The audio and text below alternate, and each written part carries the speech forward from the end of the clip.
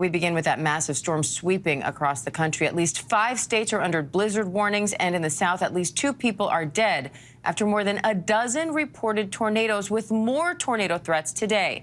Senior meteorologist Rob Marciano is in New Orleans with the latest. At least 13 destructive tornadoes hitting the South. Damage reported across multiple states. Oh my gosh!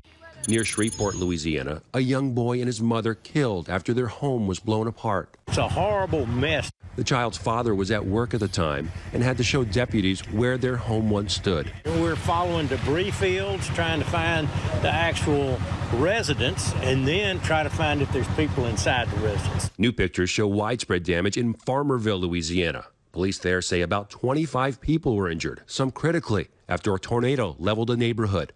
And in Four Forks, Louisiana, drone video capturing the destruction of multiple mobile homes that were gutted. You can see a sheriff helping someone out of the wreckage. And in Grapevine, Texas, 5 people were injured after a tornado touched down there. This Sam's Club suffering major damage, the roof torn right off. Well, I've never seen anything like that here in Grapevine. Sheets of metal wrapped around power lines. Alarms ringing out at Dallas-Fort Worth Airport. Passengers urged to shelter in place inside the terminal. And in Oklahoma, a powerful EF2 tornado on the ground for nearly 3 miles with winds of at least 120 miles per hour, ripping homes apart. People seen going through the wreckage, trying to recover whatever they can. And Rob Marciano joins me live now for more on this. Rob, when will these tornado threats be over? It looks like tomorrow morning is when they'll be through this area, Diane, but we still have, you can see the sun just came out here in New Orleans, so that's not going to help the situation. The bottom part of this storm line has kind of hit the brakes. A little wave is developing along. It's going to take even longer, I think, to get out of South Louisiana. The radar and the futurecast will show you just that. I think that the storms will eventually get through New Orleans by about 5, 6 o'clock local time. But before that happens, we might have some supercells that develop. So I think it's going to be a difficult day here in New Orleans and Baton Rouge, back through Lafayette. And you can see the line then pushes through Mobile and Tallahassee, Pensacola. And by tomorrow morning, really, and then tomorrow afternoon, somewhat Tampa, Orlando, Jacksonville. I think it's just a lesser threat for tornadoes in Florida tomorrow, but still there is a chance for that, and certainly some damaging winds. Such a powerful storm, Diane. Brought all that power from the Pacific, got it over the mountains in the way of snow and wind, into the plains, and now into the Gulf Coast with tornadoes. And I think everybody in the lower 48, at least every state, is going to be touched by this system, Diane. Rob, what do you make of the timing of this, to see a storm with tornadoes like this at this time of year? It's not as rare as people think, honestly. And if you remember just a year ago, we had those devastating tornadoes in Mayfield, Kentucky, and parts of Tennessee and southern Illinois and Missouri. 232 tornadoes in all just last December. Now, it was unusual for them to be that far north. It's more usual for them to be along the Gulf Coast. This is where you get the tornadoes in the wintertime. So just about any month of the year, Diane, it does happen, just not so much in Tornado Alley. And Rob, what can you tell us about these blizzard conditions?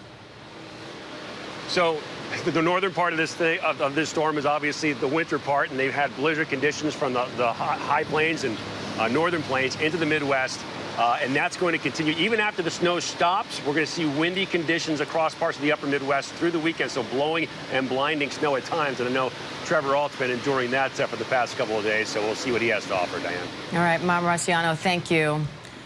And with those blizzard conditions, much of the heartland is now blanketed in snow, including Duluth, Minnesota. Our Trevor Alt is there. Hi, Trevor. Well, Diane, huge swaths of the country are under blizzard warnings, including right here in Duluth. The snow, the wind have really picked up over the past few hours. They were nice enough to turn on those giant Christmas lights across the way to get a better sense of the visibility. But it is really getting pretty nasty out here. As we're expecting here in Duluth, we could get as much as 20 inches of snow, and some locations to our north could get 30 inches, particularly along the north shore of Lake Superior. This is actually Lake Superior right behind me. You'll notice right now, even though we're in mid-December, it's not frozen because it's been a little bit warmer leading up to this point of the season. That means all of this water can serve as fuel for more precipitation. And also because we are fluttering right around freezing in terms of temperature today, it means we're not just going to get snow. We're going to get some sleet. We're going to get the chances maybe some freezing rain that could really cause some problems on the road. So that as we get further into the storm, travel could be very difficult, if not outright impossible, as this blizzard warning is going to continue until tomorrow night. Diane? Oof, Trevor Alt, stay warm, friend. Thank you. Hi, everyone. George Stephanopoulos here. Thanks for checking out the ABC News YouTube channel. If you'd like to get more videos, show highlights, and watch live event coverage, click on the right over here to subscribe to our channel. And don't forget to download the ABC News app for breaking news alerts. Thanks for watching.